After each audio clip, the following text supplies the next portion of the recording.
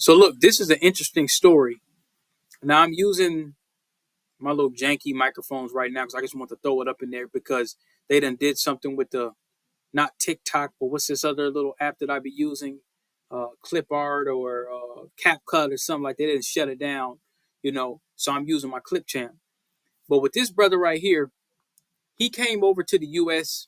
in 1974 in former Sundown State, Oregon. And they asked him, hey, why are you here? Why'd you come here? He started off in a small town. He got a lot of his work projected over and over and over again for CNN and Bill Clinton to come back like, hey, you one of the smartest dudes. Um, so he had to sue for discrimination. Y'all might want to kind of look into this a little bit more. But when he was in Nigeria or Lagos, or he was I believe it was Nigeria, he had seen Shaft for the first time and got inspired and was like, whoa, because he seen a black American brother stationed over in Lagos, I think he said. So you might want to check this out. In 1973, I had no contacts in the USA, nor did I know any person who traveled to the USA. I couldn't name 5 Americans of African descent. In January 1974, I saw a black American for the first time. He was a young Marine guarding the gate of the US Embassy in Lagos. In February 1974, I was briefly staying at 49 Okesuna Street, Lagos. I came to Lagos from Onitsha to seek an F1 student visa. I had won a scholarship to study in Oregon, USA. As a diversion, my former classmate in Christ the King College, Onitsha, East Central State, named Chude Opade, and I went to see the new movie, Shaft. That movie was an eye-opener. It was the first time I watched the USA and Black America on a giant screen. To say that Shaft impressed me will be an understatement. As a prospective student to the USA, the college blue book that I discovered in St. Patrick's College, Asaba, provided me the vital information that I badly needed. In late May 1973, I had only 1 shilling or 12 pence in savings. The postage cost to the USA was 9 pence. So I had only 1 shot at one of the 2,000 institutions in the USA. Using my intuition on which school is most likely to award me a scholarship, I wrote to Stan Kenyon, a university registrar in Monmouth, Oregon, USA. I had obtained Stan Kenyon's contact from the college blue book that was the only book in the only reading room in Asaba of May 1973. Because I was unemployed, I didn't have another 9 pence to write a second letter to the USA, which will double my chances of coming to America. For that financial reasons, I gave up on applying for university admission to the 2,000 schools in the USA. As a black African-born supercomputer scientist in the US who conducted his research alone, my wilderness years were from June 20, 1974 in Corvallis, Oregon, through July 4, 1989 in Los Alamos, New Mexico. During my decade and a half as a supercomputer scientist, I felt like the rebel scientist punished and exiled to the inhabitable region and the frigid winters of the Russian Siberia. On the Christmas day of 1989, the year I won the highest award in supercomputing, I was alone and I programmed the 65,536, or the 2 raised to power 16 slowest processors in the world, and across an internet that's a global network of those processors. I programmed my 64 binary thousand processors to solve as many initial boundary value problems in mathematical physics. I discretized and reduced each of my problems to a system of equations of computational linear algebra. That was my mathematical representation of a physical problem, such as the problem of foreseeing the climate change that can occur within a region of the atmosphere of the Earth, or the problem of predicting the sea level rise within a region of the oceans of the Earth. On Christmas Day of 1989, I programmed for 16 hours, and I ate only peanut butter sandwiches and apples for my lunch and dinner. It was on the 31st of December 1989 that I ended my exile to the unknown field of knowledge that was then in the realm of science fiction and now known as the world's fastest computing. I ended that exile in 1989 because I won the highest award in supercomputing that computer scientists refer to as the Nobel Prize of Supercomputing.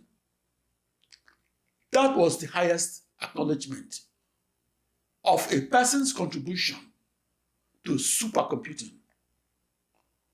For those reasons, I received my first significant media attention.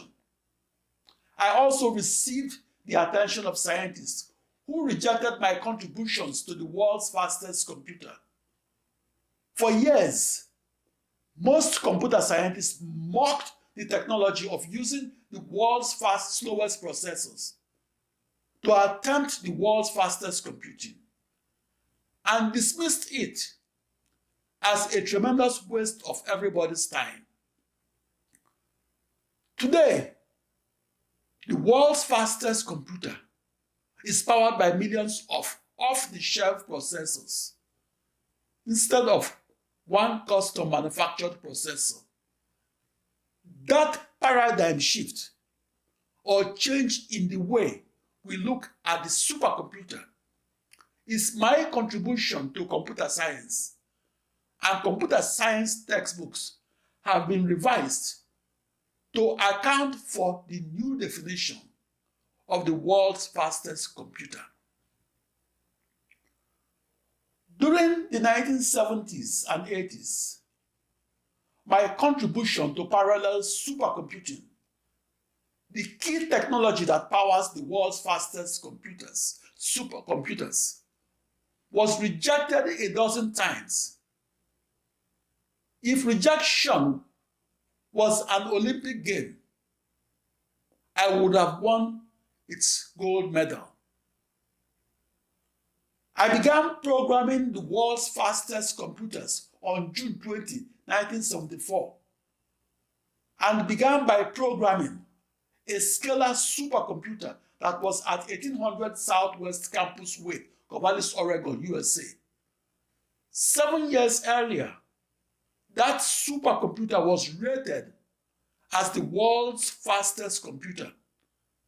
In Corvallis, Oregon, I stood out because the Pacific Northwest region was one of the whitest regions in the US. Hence, Oregonians that never met me presumed that I was white. Often, I did things backwards, just like I earned the General Certificate of Education at the advanced level before earning that certificate at the ordinary level. I won a scholarship to a university in Oregon and did so 6 months before I was admitted into that university.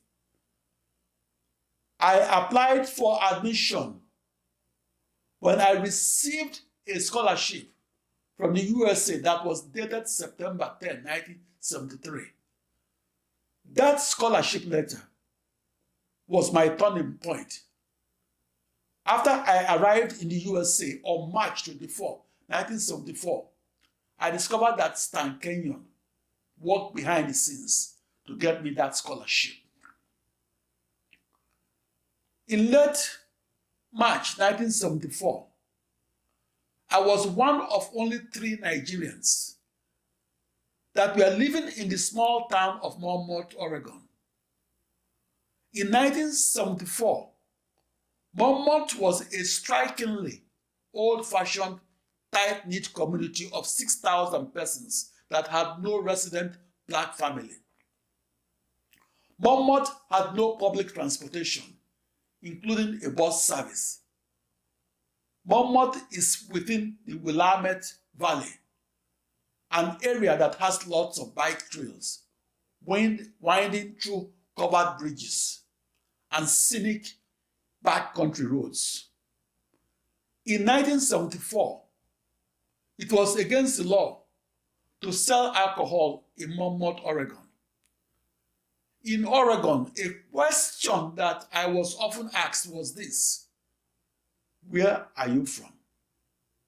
Nigeria, Africa, I answer. Why did you choose Monmouth instead of New York? I learned about Monmouth in May 1973 and from the college Blue Book. It was the only book in the reading room of St. Patrick's College, Asaba, Nigeria, a secondary school that was a short walk from my residence. I picked Monmouth, Oregon, because my intuition told me to start from a very small town. When I began supercomputing back on June 20, 1974, in Corvallis, Oregon, USA, I did not know anybody that was interested in physically executing the fastest computing in the world and doing so across the slowest processors in the world and across an internet that's a global network of those processors. But if they existed elsewhere, I could count them on the fingers of one hand. In 1974, the term supercomputer scientist was not in any computer science textbook. There were no journal articles on a world's fastest computer that's powered by 1 billion processors. No textbooks, no courses, no research grants, no conferences. A radical change on how we look at the supercomputer occurred on July 4, 1989.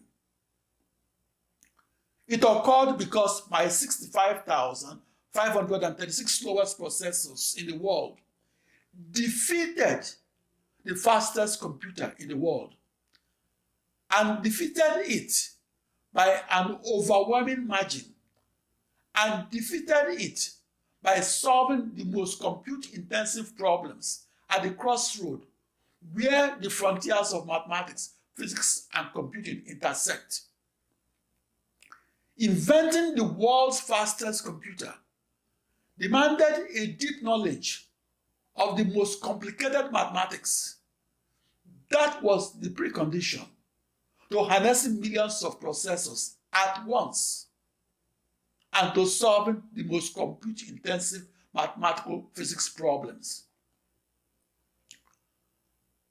I'm the subject of school essays because I conclusively provided the quote-unquote final proof that harnessing up to 1 billion processors that outline a supercomputer is a viable path to finding the answers to some of the biggest questions at the frontiers of 21st century science and medicine, such as deeply understanding how COVID-19 spreads across Nigerian buses that pack passengers like sardines.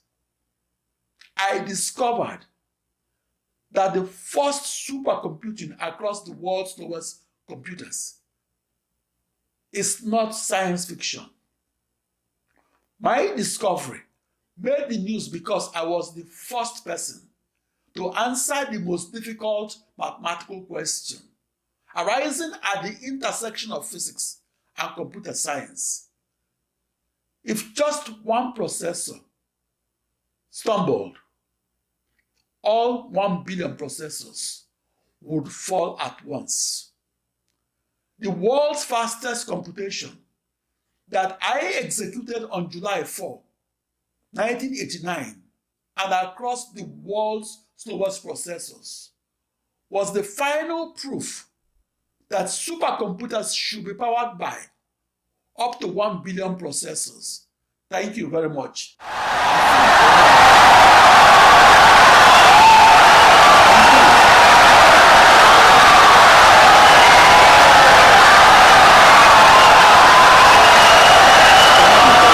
Insightful and brilliant lecture.